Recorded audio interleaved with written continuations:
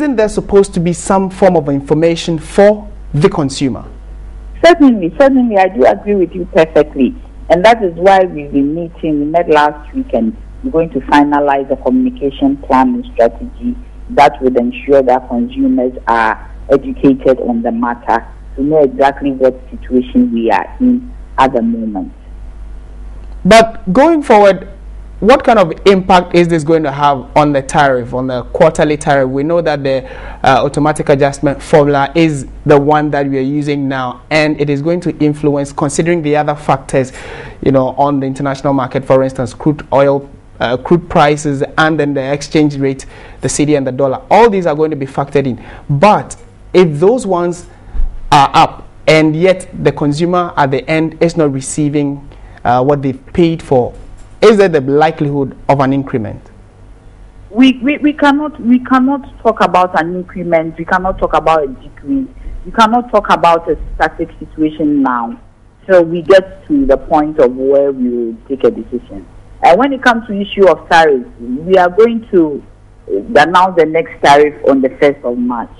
And we are not there yet. So our main concern right now is how to mitigate the challenges facing consumers, as in terms of communication and also making sure that there's some form of method put to the schedule, that there's some kind of method being put to the whatever is going on. As you said before, initially whatever schedule that we had an allowance of 250 to 300 megawatts.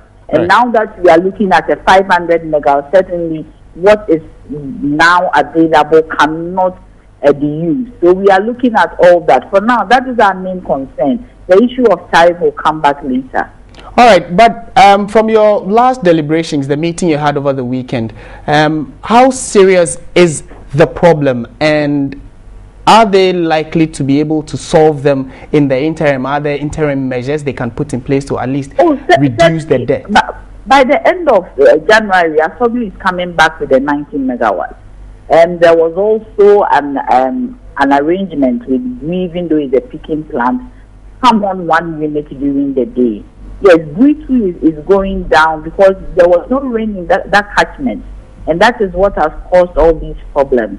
So once Assembly come down with the 90 megawatts, and also TICO also finishes with the work they are doing so that they can take some gas from Matuabo, then we will see some form of relief in the situation. But at the end of the day, PURC is not in charge of infrastructure or in charge of adding on generation. Right. So I think that the policy people, government, they are all doing what they have to do to ensure that this situation ends. But for now, as far as we are concerned, within the context of our mandate, what we are doing right now is to ensure that the consumer is not shorting.